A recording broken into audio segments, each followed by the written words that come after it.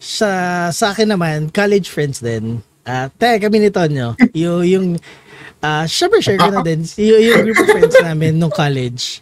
Very tight-knit yung group of friends namin. Re-remind ko lang, Panda, na public itong video natin. No? So, okay lang. Nabanggit natin. Okay lang. Hindi ito kwentuhan natin sa kotse. Okay. It's fine. Ano naman I think we're all adults naman. And the reason kung bakit ko din nabibring up is, syempre, napag-usapan din namin ito dito nyo na on our part, may kurot talaga. May kurot na akala ko tropa na, alam mo yon, akala ko ganun tayong ka-close. Pero, after college, bigla kayo nawala. Welcome sa Buhay Buhay Podcast, isang kwentuhan tungkol sa buhay-buhay nating mga Pinoy.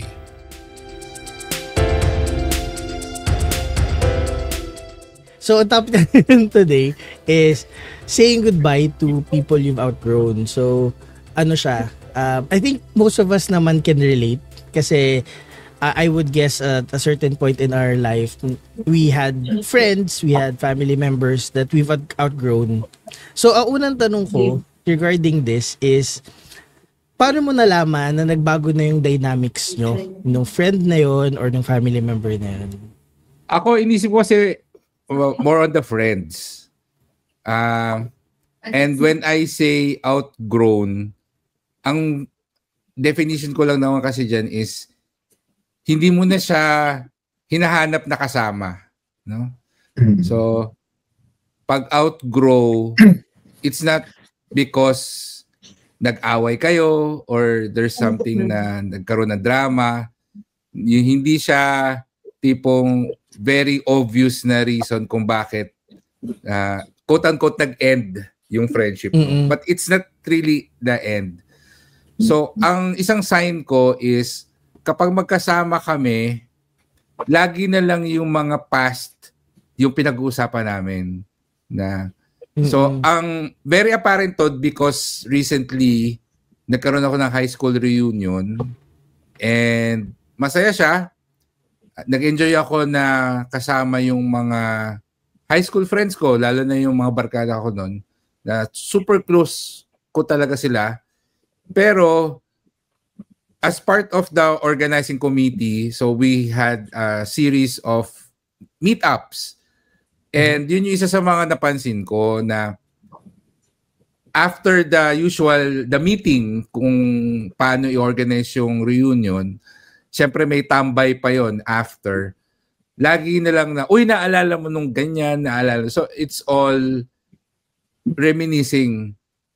Pero parang hindi na kayo masyado nagsishare na ano ba nangyayari sa'yo ngayon, ano yung plano mo, or even yung recently, ano yung na-experience mo na gusto mong i-share. So, yun yung definition ko nung pag-outgrow ng sa isang person. Yung tipong hindi na ganun ka interesting yung usapan ninyo or hindi ka na ganun ka interested sa buhay niya or hindi ka na rin wala ka na rin masyadong motivation na mag-share kung ano yung nangyayari sa buhay mo. Yan. So, kayo ba? Ikaw, Tonyo, anong mo? Ako, recently lang din siya. Isa high school friend din. Siguro pinaka-common is high school friend. Kasi, ang tawag dito, solid kayo nun mga high school. Lagi kayo makakasama for 4 years. Unlike siguro college, there are sometimes na may iba yung section mo, magiging ireg ka. Pero yung solid na kasama ko nung high school na yon, na-outgrow din naman siya in a sense kasi hindi magkaaway. Nagkaroon siguro ng away pero nagkaayos.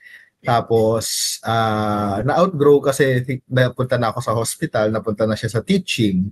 Magkaibang path na talaga siya kasi teacher na siya doon. Pero, unlike before na may constant update nga na, kamusta? Nakahanap ka na ba ng trabaho? Yun yung mga pasimulanan ganito, ang toxic na, ganyan. Unti-unti siyang nawawala. Pero, not necessarily na hindi na kayo friends. Kasi there might time pa din na magkakasalubong kayo na siguro sa mall, mga ganyan. And then, hi, hellos. Then may kita mo na, ay, pamilyado na pala siya. Tapos ako hindi ko alam. Or siguro, dalawa na pala yung anak niya. Ang alam ko ka lang, isa. Mga ganon. So, ano naman siya, I think it's a good outgrown naman. Hindi naman siya yung bad na may something about doon. So, ang pinakahuli ko na lang na communication sa kanya, nito lang, is punta na siya ng US, pa ibang bansa na siya. So, ganoon din, ang usapan lang din naman namin is kung ano yung nagpatibay sa band namin, na parang, naalala mo ba, yung naiwan yung wallet sa bus, tapos binalikan pa natin.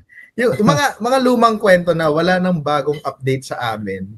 Kung meron man, hindi na din siya para ikwento ng buo or ng very detailed unlike before. So at least we keep in touch pa din, pero yun, hindi na ganun ka-solid or hindi na ganun kadikit, pero as friends pa din naman. Ganyan. Tama. I agree. Kasi ako, I would say the same thing parang outgrowing someone does not mean na kakalimutan mo na sila or ika-cut off mo na sila. For me kasi outgrowing means natapos na yung purpose niya sa life mo at that moment, or natapos na yung pwede niyang i-offer sa'yo sa buhay mo. User-friendly, wala na siyang silbi sa'yo, gano'n. Parang gano'n. Pero ano naman siya, in a positive light, meaning, kasi 'di ba, ako I believe that we meet people at certain times of our lives because they are the ones that we need that at that moment, kasi may matututunan tayo sa kanila at that time. So, and I think it's gonna be the same with yun nga, yung pag-outgrow. Tsaka kasi there's this thing that we pag alam yung dalawa na parang yun na yung end nung hanggang doon na lang yung connection nyo, it just naturally grows apart or you just naturally drift apart na, alam mo yun, walang bad blood, walang galit. It's just a natural phase. You can think of it as parang iba na kasi kayo ng priorities in life. Ikaw ay going dito sa side na to and then this friend or this family member is going the other way. And that's alright. Kasi we have our own journeys and hindi natin kailangan ipilit isama yung ibang tao sa journey natin. Basta parang tama nga sabi ni Tonya, parang even if you drift apart, even if you outgrow each other, at the end of the day, pag nagkita kayo, if you're really friends, if talagang goods kayo, andun pa rin yung sense of familiarity na parang walang nangyari, parang okay, nag-iba lang tayo ng path, pero we are still friends. Pero with that being said, gusto ko din itanong sa inyo, do you think you owe people an explanation when you start distancing yourself or when you start outgrowing each other? Unacceptable reason. I deserve an explanation. Depende siguro kung ano yung pinagsamahan nyo. Kasi kung halimbawang, hindi ko masasabing superficial na friend kasi malamang may mga friends tayo na very deep naman. Then yun nga, siguro may naging kanya-kanyang prioritization naman. And they understand naman din each other or bawat isa na naging busy sila. Siguro nagsisimula yan sa career Naging busy sila sa mga kanya-kanya nilang mga career noon or mga path noon. So, parang hindi mo naman na kailangan mag-explain to them. Not unless siguro ang explanation is, kasi merong magbabarkada or magtotropa talaga na every year may reunion. Kahit anong mangyari or siguro doon, pwede silang makapag-explain na hindi talaga pwede sa schedule or ganyan. Yeah. Diba? Kaysa naman iiwan nila na nakaset na sabihin natin every December 25 nakikita-kita sila. Sabihin natin ganyan, pero may isang hindi makakapunta. Siguro off naman yun doon sa hindi makakapunta kung hindi siya makakapag-explain. Pero kung naturally na drift apart or naturally naging busy talaga ang mga bagay-bagay, hindi mo need mag-explain doon sa taong yan kasi maintindihan nila. Para sa akin, hindi mo rin kailangan mag-explain kasi pag outgrowing a person, it's more of yung drifting apart. No? Hindi siya yung very sudden na hindi na kayo bigla nag-uusap. Usually may pa-hi, hellos pa yan every now and then. Thinking of the friends that I've quote-unquote outgrown. Dati, every 2-3 months nakikita, nagyayayaan manood ng sine, hanggang sa naging once a year na lang na Christmas dinner, tapos nagkaroon ng isang taon na hindi available lahat, na-miss yung Christmas dinner, and then hindi na naulit sa succeeding years. So ngayon, occasional hi-hellos na lang sa GC. May GC pa rin kami, pero wala na nagsishare daw, wala na nag-update. Puro happy birthday greetings na lang yung nandun eh. Alam mo yun? Relate. Diba? Buti nga may happy Christmas, birthday. Merry Christmas, Happy New Year, Happy Birthday. Yan yung tatlong mga bati doon. Magkakaroon ng kwentuhan ng konti, pero eventually, wala na ulit. Tapos, wala namang gustong mag-leave nung GC. So, ano lang siya. I don't think kailangan mo ng explanation simply because alam din nila yon, no, na it's just drifting apart, and probably the same din yung nararamdaman nila na ayaw nila totally mag-let go, but they are not looking for an explanation din sa'yo na bakit hindi ka na masyadong nag-reach out. And the reason din talaga, as you mentioned, is nag-iba kasi kayo ng priorities. So kumbaga sa daan, medyo lumiko siya ng pakaliwa, ikaw pakanan ka, tapos yung iba siguro padiretso. So it does not necessarily mean na hindi kayo friends kasi hindi siya sumama sa iyo. Kasi minsan talaga may mga iba tayong mga plano sa buhay na kailangan talaga na maghiwalay. Isang naisip ko diyan sa yung isa kong friend na BPO. So yung BPO may sariling culture yan and all. So we're still friends, pero gets ko na minsan kailangan niya mag-rant about sa work. So syempre mas kakausapin niya yung mas makaka-relate sa kanya. And pag nagki-Christmas dinner kami, meron din kasi kaming barkada na nasa BPO. Yun yung napapansin ko na silang dalawa yung mas nag-uusap kasi mas nakaka-relate sila sa mga kwento nila. Pero pag kami nag-uusap, it's again more of reminiscing nung past, 'di ba? Yung kwentuhan lang ng mga memorable times namin together, pero yung present mas kinikwento niya doon sa isa naming friend na nasa same industry. So, yeah, hindi mo kailangan i-explain because hindi rin naman sila naghahanap ng explanation. Mutual yung feeling ninyo and probably yung understanding na this friendship has run its course. Parang ganyan. Yes. But it doesn't necessarily have to end. No? Nandiyan pa rin naman. And I actually like a point that you said na kanina na importante din talaga yung may commonality kayo sa current status ng life mo. Kasi totoo parang ang hirap din na mag-keep up ng conversation kung wala kang alam sa nangyayari sa friends mo, or actually kahit hindi ka friend mo, sabi friends, sa family, or sa jowa. Ang hirap nga naman talagang i-maintain yung connection if wala kang alam na bago, 'di ba? Pero with that being said, yung sa sinabi mo kanina, paano mo malalaman kung dapat pa bang ipaglaban yung relationship? May it be friendship, may it be jowa, or may it be familial? Paano mo malalaman kung dapat pa bang ipaglaban na ipagpatuloy yung friendship, or if tama or if time na siya para bitawan or let it fade into,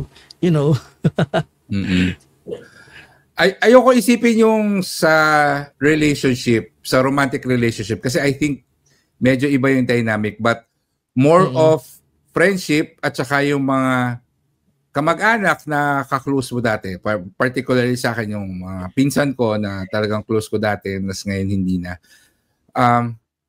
Nagsisimula kasi yan sa yung usapan na magkita-kita or lumabas, and I think given na medyo nagdi-drift apart kayo dahil iba na nga yung ginagawa nyo sa buhay, pero there will always be an effort na magkita, no? On my part, I usually take the initiative na, oy, magkita naman tayo, or gusto nyo bang pumunta dito, etc.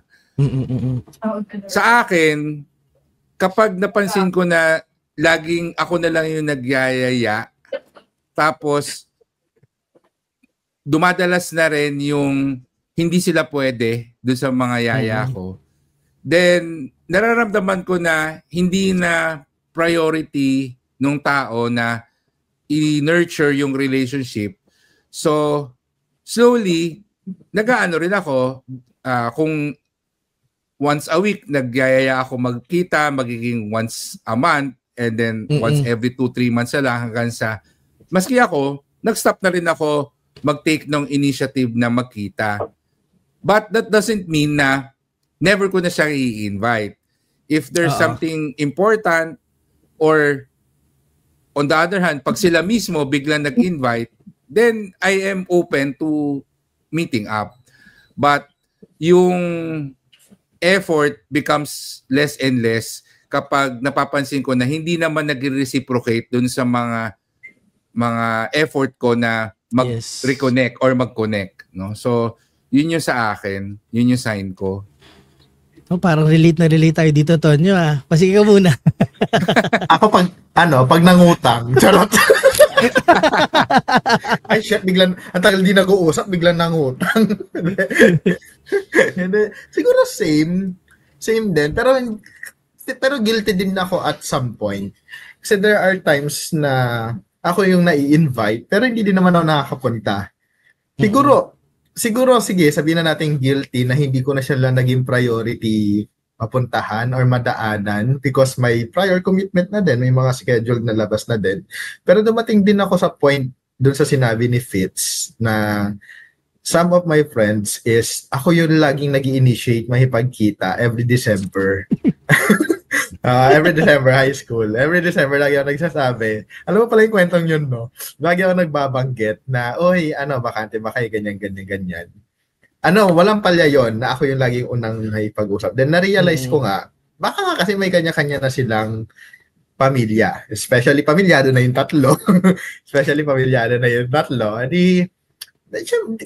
I have to accept, hindi talaga pwede na sila na lang yung mga kasama ko. Siguro, dumating din yung pinaka-last na they can join naman yung mga kids nila. At that time, bata pa yung mga kids nila. So, sila din yung mahihirapan. Kaya siguro hindi din sila makapag-commit. Pero yon, ang huli kong naalala na isang nakita ko dun sa tatlo is during the binyag naman ng isa naming tropa nung high school. Doon kami nagkita. So at least may konting usap or very casual lang din kung paano kayo magtotropa noon. Tapos, ang guilty part ko doon, nung siya naman nag-aya ng binyag, ako naman yung hindi pwede kasi may sakit ako noon. So, siguro, iikot din sa circumstances and kapag halimbawang nauulit yung mga senaryo na hindi talaga pwede or hindi talaga nakakapag-commit. Kaya saludo ako doon sa mga nakakapag-commit talaga kagad at nakikita-kita pa din. Pero, dadating talaga yung point or siguro, may uncontrollable ka lang na nangyari na ganoon, nagkasakit, di ako nakapunta, mga ganyan, doon siguro mag-start. Pero not totally cut off or hindi kita kilala. Hindi naman gano'n. Not unless siya yung may tampo sa akin. Baka kasi ako yung guilty part. Kasi ito lang yung point of view ko. Sa akin, point of view lang. Pamaya sa akin niya pala, dinamdam niya na yung hindi ko pagpunta. Kasi nga, nagkaroon ako na Hindi ko alam yung sa niya. Sa akin, we're good pa din naman. Walang issue sa akin. Pero baka sa kanya may issue. Okay, tama. Naman, understandable. Actually, I would actually say the same thing just sa sinabi niyo inyong dalawa. Pero gusto ko lang din idagdag na yung paglalaban sa relationship, I think isang factor na tinitignan ko din dyan is kung toxic na ba yung friendship or toxic na ba yung relationship or not. Kasi we also have friends na constant mo kasama pero pero ang hirap i-explain nung thought nung nasa isip ko. Pero ako siguro, just to make it simple, isang factor sa tinitake into consideration ko when I drift apart with people is when they become too toxic to the point na pati ako naapektuhan sa katoksikan nila. Alam niyo yun, yung may ganun din ba ka-experience? Kasi may may mga certain times talaga na minsan gusto natin maging good friends, pero kapag pag ang hirap i-explain, basta basta yun yung Hindi kaya mo yan. May flight of ideas ka na naman. Oo nga eh. Hindi, kumbaga parang bukod dun sa hindi na nag-e-effort mag-adjust, ganyan, yung factor din na pag lumalapit lang sila sa'yo kapag may problema sila, or natatandaan ka lang nila, or natatandaan lang nila yung friendship when it benefits them, like financially or emotionally, or kunyari nasa sad sila, kailangan nilang kausap, tapos wala ibang available kundi ikaw, yung mga ganun. Pero pag ikaw naman in turn ang may kailangan sa kanila, palagi silang absent, palagi silang wala. I think yun yung gusto ko i-point out na isang reason kung bakit I would want to slowly let go of the relationship and the friendship. Lang din ako dun sa sinabi ni Panda na naalala ko, isang friend lang din nagsabi sa akin. Kasi ganun nga, may mga taong kahanapin ka pag kailangan ka lang. Ganyan. Kasi syempre, pag nagkakakwentuhan kayo ng mga current mong kasama, may mababanggit kang ganong kwento. Sabi niya sa akin nun, para hindi din masira yung araw ko. Take ko lang naman to. Take lang naman namin to sa mga nakikinig. Para hindi masira yung araw mo, or para hindi mas mahabag sa sarili mo or malungkot sa sarili mo, ganyan. Isipin mo na lang na yung taong yun, ikaw yung naaalala kasi alam nilang ikaw yung parang makatulong, ikaw yung naalala nila in times of darkness kasi ikaw yung parang light nila, parang ganon. Yun yung binanggit sa akin. So, I mean, it's your, positive output na lang din sa sarili mo para hindi ka na din mabwisit sa araw mo. Kaysa isipin mo, kapag may kailangan lang naman may ako naalala. So, isipin mo na lang, kasi ako yung nakikita niyang solusyon, ako nakikita niyang tulong siguro. Pero may limit din yon for me. Hindi mo din siya laging maabuso ka. Hindi mo din siya laging open yung kamay mo. You would help a little siguro, pero kapag wala din talaga may tutulong, kailangan mo din mag-voice out na di talaga pwede ngayon, wala ako. Yung sa mga taong ganyan, I agree na you should always think of it na privilege na ikaw yung hiningian ng tulong. But there's always a limit, especially kung yung problema na hinihingian niya ng tulong ay paulit-ulit. Pinaka-obvious is kunwari yung umuutang ng pera. So, syempre, first time, sige pautangin. Pero kung lagi nila siya umuutang sa'yo, it might be better na hindi mo siya tulungan kasi nagiging dependent siya sa'yo eh. Baka kailangan mo ng tough love. Another example is meron akong super close dati na may problem sa family, no? So, nakikinig ako, but tinatanong ko siya, so ano yung steps na ginagawa mo para ma-solve yung family problem mo?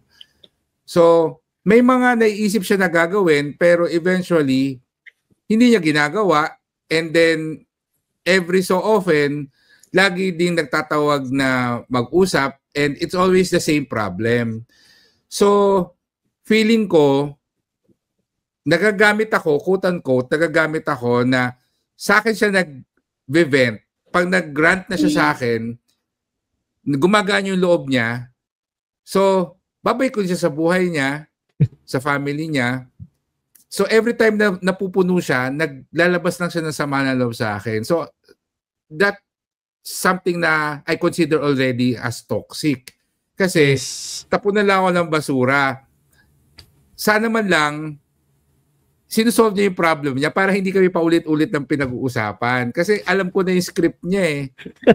Para may update naman sa'yo na na okay na ako, ganito, ganyan yung nangyari. Kasi willing ako makinig kung bagong problem naman or may complication, di ba? But if it's exactly the same problem, I don't think healthy na yung conversations nyo. I think kailangan niya na ng ibang kausap para meron siyang ibang perspective, di ba? Or another solution, no? Hindi na siguro ako yung makakatulong sa kanya kasi I've listened to the same story so many times and hindi ko siya na-motivate na to take action or hindi ako nakagawa ng impact sa kanya para mag-improve yung situation niya. So, probably hindi ako yung kailangan niya.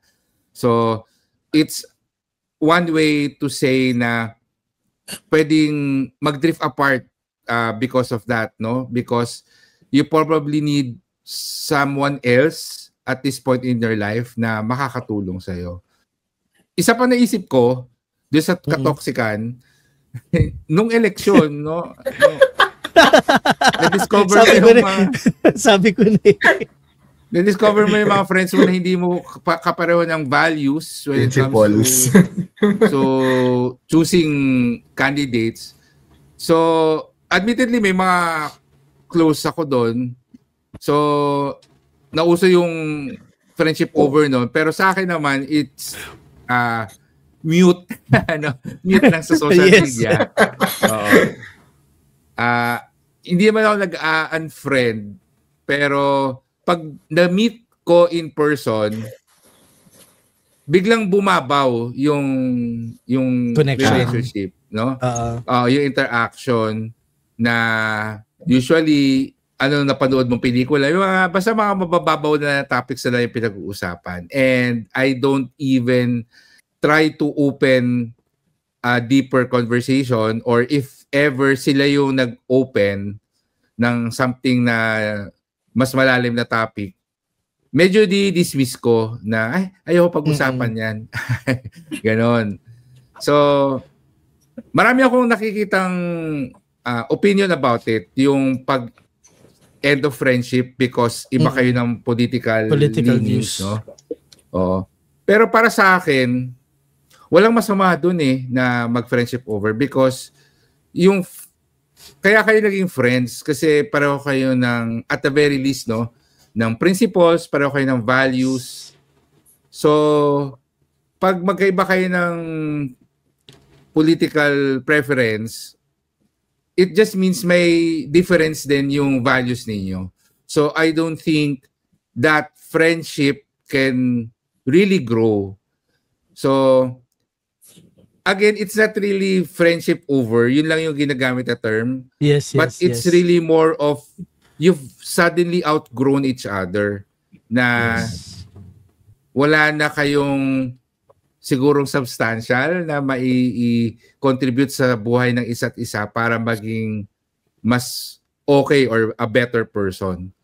So, yun yung sa tingin ko, no, mas toxic pag there's a difference in values and principles na na-discover which is very apparent during election time. Yan.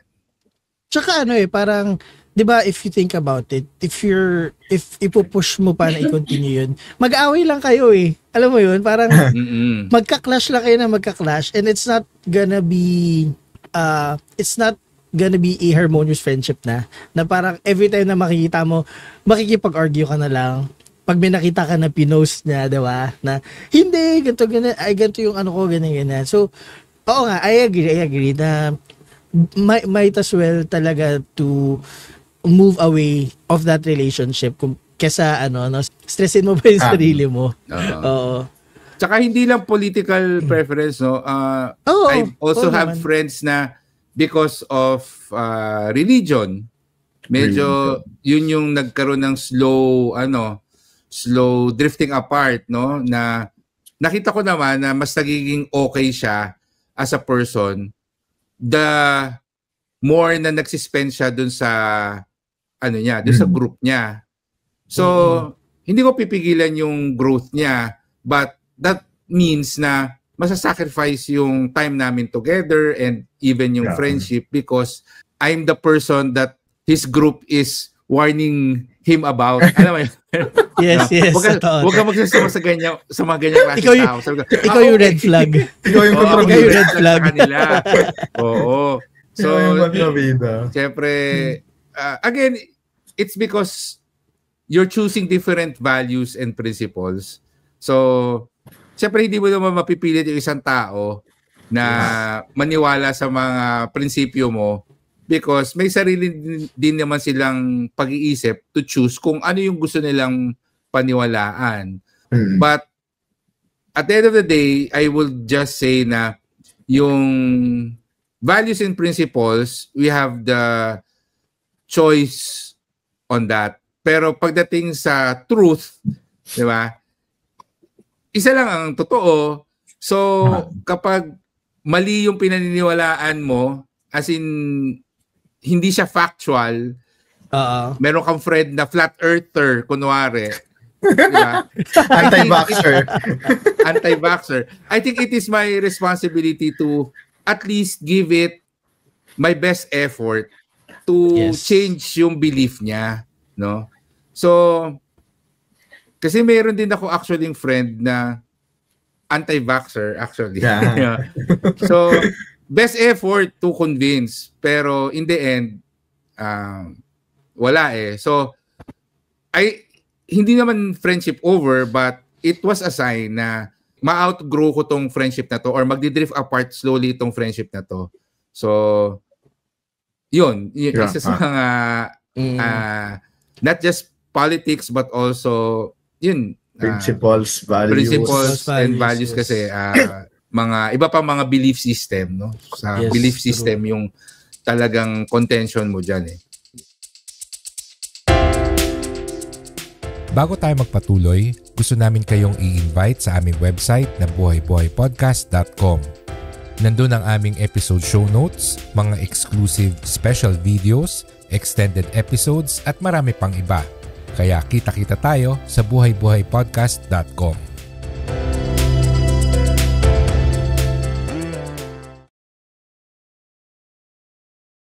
Siguro medical side nga din. Halimbawa yung meron din kasi ang mga nakilalang anti-vaxxer. As long as na in-educate pa kita, I have the mean na to stay connected pa sa'yo. Alam mo yun, nag-educate pa sa'yo. Pero kapag halimbawa sinabi mo na yung mga ganun mo, tapos hindi na ako nag-educate o hindi na kita pinakailaman, yun na yung sign siguro sa sarili ko. Isang sign na yun. Yun na yung pinakailaman eh. Bahala ka na dyan. Not only for anti-vaxxers ha. Siyempre, HIV advocate, mga ganyan. So, yung mga discriminatory about sa mga ganun-ganun din. So, you try to educate din mga ganyan-ganyan. Pero may mga sarado talaga yung isip. So, bahala ka na dyan. Hindi na kita. Yeah. You've done your part. Okay na ako. Very good. Actually, since yan yung pinag-usapan natin, gusto ko rin tanong, meron na ba kayong close friend before na na-outgrow kayo at ano naramdaman nyo nung kayo naman yung na-outgrow niya or na-outgrow nila? Para sa akin, I think it's more of napapansin ko, meron na siyang ibang kasama parate. So, gets ko naman yun. And the reaction there is to try to reach out to the person na tara, tambay naman tayo. Pag nararamdaman ko na lagi na siyang busy or hindi na priority sa kanya yung mag-spend kami ng time together, then it's sad, but I also believe na okay, parang time for the next chapter. Meron kasing saying na tumatak sa akin dati, narinig ko. This was during the time na nagdi-deal ako with graduating from college kasi sobrang close ko yung mga friends ko ng college. Tapos syempre, iba-iba na kaming career. and I'm meeting new friends dun sa bago kong work. But there's always that time of grief na nawala yung 5 years na kasama mo nung college sa dorm particularly. And one saying na nakatulong sa akin is, you meet friends for a reason, some friends you meet for a season, and some become your friends for a lifetime. Yes. So, yung mga naging super close ko nung college, doon ko na-realize they are the friends na for a season ko sila friends. So, tapos na yung chapter, tapos na yung season namin, and gets ko na kahit na anong pilit ko, talagang ayaw na, sila na mismo yung medyo lumalayo because I think hindi na nila din ako kailangan, and I respect that. But of course, may mga naging friends tayo na yun sa akin, no, yung for a reason, yung nagbakasyon tapos na-meet mo doon, no? Hindi to siya Siargao, no, but after yung bakasyon, you try to reach out na tambay tayo, kape tayo, pero sila na mismo yung parang pasensya na, busy, ganyan. So it was just for a reason na meron kang katambay nung bakasyon mo. Yes. So again, malungkot, there's a time na i-grieve mo, no? Ipagluluksa mo yung but it's not really something na maglilinger ka lang matagal. Para sa akin, no, eventually mas madali mag-move on that part. That's what I tell myself na naging friend ko lang siya for a specific reason, or itong barkada na to, friends ko sila for a season in my life. But there are always people na nung pag naging kaibigan mo, alam mo na kaibigan ko to buong buhay ko. And I think yun yung talagang ramdam mo na kaya mo ipaglaban to, na kahit na lagi siyang busy, I think hindi ka magsasawa na mag-invite sa kanya. Yun na lang yung pinupuntahan ko na lugar kapag nararamdaman ko na itong mga tao na to medyo ayaw na yata akong makasama, no? So, ganoon. Kayo actually, ba? Same sentiments. Sa akin naman, college friends din. Kami ni Tonyo. Yung share ko na din. Yung group of friends namin nung college. Very tight-knit yung group of friends namin. Re-remind ko lang, Panda, na public itong video natin. No? So, okay lang. Nabanggit okay natin. Lang. Hindi ito kwentuhan natin sa kotse. Okay. It's fine. Naman I think we're all adults naman. And the reason kung bakit ko din nabibring up is, syempre, napag-usapan din namin to dito nyo na on our part, may kurot talaga. May kurot na akala ko tropa na, alam mo yon, akala ko ganun tayong ka-close. Pero after college, bigla kayo nawala. Like, walang effort to communicate, walang effort to even say hi or mag-chat sa GC. Wala. Kasi after college, literally, kaming dalawa na lang ni Tonyo, di pa lagi magkasama. No, di ba, Tonyo? Totoo naman. And sa totoo lang, it put a sour taste in my mouth for quite some time kasi I'm a person na hindi mabilis mag-trust sa tao eh. So I'm the type of person na kapag nagtiwala ako sa'yo at pag binigay ko yung loob ko sa'yo, ayoko ng feeling na bigla mo na lang itatapon yun na para bang wala lang. I'm not saying na ganun yung ginawa nila, but what I'm saying is that's how I felt. It felt like the 4+ years of friendship was just thrown out the window without any explanation at all. But again, mature naman tayo and kaya naman natin tanggapin yun. Ang sakit, may kurot lang talaga siguro, kaya pag naiisip ko siya, nalulungkot ako. Pero, again, siguro, yun na rin yung reason ko bakit very selective ako when it comes to looking for friends. Kasi ayoko na nung ibibigay ko yung effort ko na makilala ka at makilala ko. Tapos pag hindi mo na feel, let go na lang. So, ayun, na-share ko lang. And it stings so hard kapag ganun nangyari. As a very empathic person, for me talagang wala, mabigat siya sa dibdib. Pero I learned to cope naman, and na din, parang I just set my mind to thinking na ganun eh, that's life eh. We gain friends, we lose friends, life goes on. Everyone has different paths to follow, and we need to respect that. Siguro ang lang sa akin is sana hindi yung bigla na lang nawala na parang bula. But if siguro that's the easiest way for them to end the friendship. So again, I respect that. I don't like it, but I can respect it kasi yun yung option mo. Yun lang yung sa akin. Ikaw, Tonyo. Hindi. Kasi siguro isa sa pangit. Hindi ko pa masasabing pinaka kasi marami pang pwede mangyari. Hindi, ibig sabihin is isa sa pangit na drift apart yon.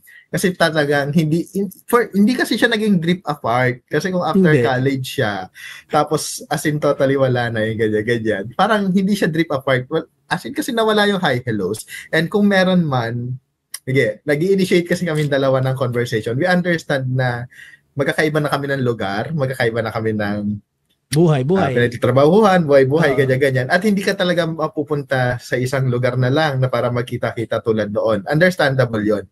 Pero yung ang cold na din kasi ng mga messages, even you try to communicate, may parating yon, may message yon about dun sa nag-i-start ng conversation. Ang hirap mag-start ng conversation ng mga long sentences or conversation, tapos ang reply lang sa'yo is wala kang pwedeng ma-reply. Oo nga. So, close-ended. Close-ended. So, siguro pangit kasi nung pagka-trip apart nung part na yon. And, siguro, yan, natutunan din naman namin na the art of dead man. Hayaan na lang. Kasi, ganun talaga. Para kang na-ghost, no? Pero, friendship ghosting. Yes. Parang, naman, we're not expecting naman too much. Wala naman expectation na gano'n. Ayun nga, siguro maganda kung halimbawa ang nangyari at that time is nag-a-updatean, nagkukulitan, then unti-unting naging busy sa life. Not necessarily yung sinabi nga ni Panda na biglang nawala. Wala na lang balita. Biglang siya, ganyan. Siguro share ko lang tong funny. Ay, naalala ko. Funny chapter. Kasi nagiging chapter nila ako since malapit ako sa school. So, chapter nila sa akin, pa nag-aayos ako ng mga requirements nila or mga kailangan nila.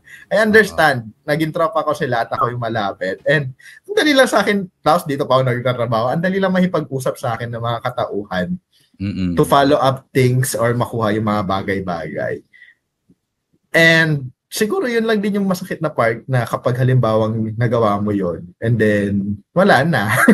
I'm not saying monetary. No? I'm not saying any monetary. Wala akong pakialam doon. Ginawa ko yun out of my self din kasi pa gusto kitang matulungan dahil magtropa tayo, mga ganyan.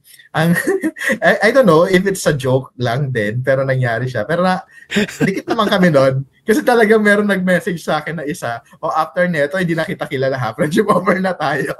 Talaga? Literal na sinabi sa kanya yun. May screenshot pa naman ako, charot lang. Pero yun parang for me at that time, I take it as a joke naman. Hindi naman, wala lang naman din sa akin yan. Ganyan. Pero nangyari din kasi hindi na din ko Tinuto. Wala din naman akong magagawa kasi wala din naman akong ma-message sa kanya na hi, hellos. Ito din kasi iniisip ko, if I would say hi, hellos, and then, ano next? Ano na magiging convo natin? Naputol na ng gano'n eh. So, sinet lang yung expectation mo na huwag kang feeling close after nito Hanggang dito na lang talaga gano'n. Ganyan. So, kung ano ba ang mapanood niya to, okay lang, message ka lang. Para din yan sa mga dating friends mo na pag bigla kayo nagkita sa mall na, kamusta na, ganyan. Kape tayo minsan. Tapos after nyo wala naman nag-reach out, di ba? Para mag-meet up for coffee. So out of courtesy kasi nagkita kayo. Although there have been times na especially pagdating mo nga ng later on in your life na yung mga friends mo dati, mamimit mo ulit because may reunion, may namatay, or ang una pala niyan may ikakasal, tapos may binyag, ginawa ka ninong sa anak. Tapos later on may namatay yung parent, etc. So yung mga major moments in your life, na hospital in your part. May mga major moments in your life na may opportunity na magkita kayo ulit and mag-reconnect. So I've had people na nag-drift apart or na-outgrow namin yung isa't isa before, but there was an event na nagkita kami ulit and successful din naman na nakapag-reconnect. Di ba? So, I think as long as ang reason kung bakit kayo naghiwalay is nag-drift apart lang kayo, as long as hindi dahil may pinag-awayan kayo, there's always a chance na mag-reconnect in the future. So, yung outgrowing someone, it's more of not really outgrowing, pero how do you say that? Parang temporary pause lang dun sa friendship, no? Taking different paths for now, but there's always a chance na magkocross ulit yung buhay ninyo in the future and you can become friends again. So, minsan yun yung naiisip ko na hindi ko na masyadong nakikita si ganyan. But okay lang, maybe in the future, di ba? Magkaroon bigla ng opportunity na makatambay ko ulit siya. Alam mo yun, we can spend more time together because nagkaroon ng circumstance na we need to see each other more often, etc. I actually can relate to what you're saying kasi ewan ko kung napansin nito na pero this happened to us sa aming dalawa. Kasi there was a time na ako naman guilty naman ako doon kasi I had moments talaga that I go off the grid for 1 year, 2 years, 3 years, literally off the grid. Na minsan na din ako na hala, baka isipin nila ganito ko ganyan, pero in reality meron lang talaga akong struggles in life, may pagdadaanan na I really need to set myself apart from people or just step back. Kaya natuwa ako nung time na parang after sobrang tagal kami di nag-usap, parang around 2015 to 2019 pre-pandemic, parang gano'n yung timeline na yun na hindi kami nag-usap. So nung nagkausap kami, natuwa naman ako kasi we instantly reconnected. At least for me, we instantly reconnected na para bang walang 3-4 na taong lumipas na hindi kami nag-uusap. Like literally kasi natatanda ko kayo, Tonyo, kasi yun yung time na dahil hindi tayo nagkikita, kung ano pinagagagawa mo, alam mo yan. Kasi yung mga mo. Busy ako. Mga kabisihan days mo. So, ayun. So, kaya ko lang siya is nakakatawa kasi you will really know kung sino yung mga friends mo that you can reconnect so easily. Walang drama, walang kahit ano. Like parang, oy, kamusta? Tambay tayo, kape. Tapos pag nagkakape kayo, yes, pag-uusapan yung nakaraan, pero magkakaroon kayo ng moment na mag-exposition dump kayo ng mga nangyari nyo sa inyo within siguro mga the recent years, ganyan. And it's nice to think lang din na if people can drift apart or outgrow each other, people can also reconnect after that if they want to. I'm guessing it's just a matter of yung will mo to continue the friendship or not, or will nyong dalawa. It's going to be a choice between the two parties. Kasi hindi naman pwede mag-reconnect na isang tao lang yung may gusto eh. If both of you want to reconnect, you will reconnect and it's just gonna feel like the friendship never stop. Ganon. Yun lang. With everything being said, ang last question ko na lang sa inyo, what have you learned? Or ano yung mga importanteng bagay na natutunan nyo when outgrowing people? Bukod doon, is there also a way to outgrow a person gracefully? Meron kasi mga bagay minsan na tinuturo sa iyo yung taong yon, except for the mga attitudes or mga ganyan. Na siya yung maalala mo, 'di ba? Meron mga ganun eh. So paano ba? So for example, siguro ako kasi towards dun sa isa, parang hindi niya na daw ako makakalimutan kasi 'di ba dati uso DVD, CD, na peke, ganyan. So namomroblema siya noon na laging nauuna yung voice or nadidelay yung voice bago yung action. So, tinuro ko sa kanya kung na ipopost mo lang yan, tapos hintay ka 10 seconds, tapos play mo ulit. Which is gumana. So, parang, ang sabi niya sa akin noon, hindi na kita makakalimutan kasi ikaw nagturo sa akin etong ganon. So, iniisip ko kasi kung ano yung mga tinuro sa akin noon na hindi ko na makakalimutan. Siguro may mga actions na lang ako na parang naging mannerism ko na lang or gawa ko na lang because of that people. So, ano ba mga naturo sa akin nila? Wala. The art of adulting. The art of letting go. Oo. The art of adulting, you would realize din naman talaga kasi that certain friendship is for a certain season lang talaga. I mean, naging magkaibigan tayo because of the pandemic. Ganyan. Di ba? Naging magkaibigan tayo kasi nung college, lagi tayong magka-group. Lagi tayong ganito yung ginagawa sa duty. Hindi lang talaga nag-surpass during that season. Hindi na umabot na katulad sa atin. Siguro ganun yung matututunan ko sa tao. Yung mga taong hanggang ganun lang talaga, hanggang dyan lang. And ang akin na lang siguro as a mayabang na person, as a Leo, gusto ko kasi yung naaalala ko. So I try to, alam mo yun, na mamimiss kaya ako nito, ganyan. So I try to maging makulit para maalala nila. Pero hindi sa lahat, di ba? Hindi sa lahat ng tao yan. I try to, basta leave a mark na lang din sa kanila na at least man lang yung spelling ng Anthony ko, nakakaiba, maalala nila. Mga ganyan. True naman. Siguro ganon. Yun lang. Sa akin siguro, the thing I've learned most with outgrowing people is being open-minded. Being open-minded that you meet people for a reason and people leave you for a reason. And kung ano man yun, we need to be accepting. Hindi tayo dapat maging bitter about it. Dapat maging welcoming lang tayo sa kung anong dalin ng buhay. 'Di ba? Kung sinong dalin sa atin, di go. Kung sinong umalis, di go. Pero the most important thing that I've learned is to never close your door to any possibilities.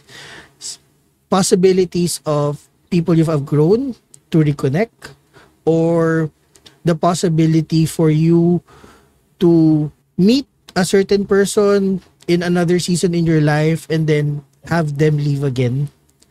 Be open-minded and be ready to receive and to welcome and to let go of people in your life without any hard feelings towards them. Ayun. Ikaw, Fitz? Almost the same sentiment. Ang natutunan ko sa pag-outgrow ng ibang tao or outgrowing a friendship is that normal siya. Lahat ng tao na experience siya. Hindi rin siya masama. Hindi mo kailangang mag-guilty kung na-experience mo siya. And hindi ibig sabihin nun na masama kang tao. Hindi rin ibig sabihin na masama silang tao kasi pinabayaan nila yung friendship nyo. Again, it's normal. Sometimes it's necessary because you're growing into different individuals na kailangan ng space from each other. Yun. Alexa, cue Minsan by Eraserhead.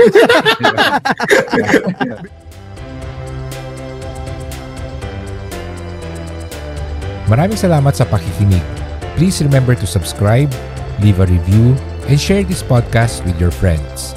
For more information and to contact us, you can visit buhaybuhaypodcast.com.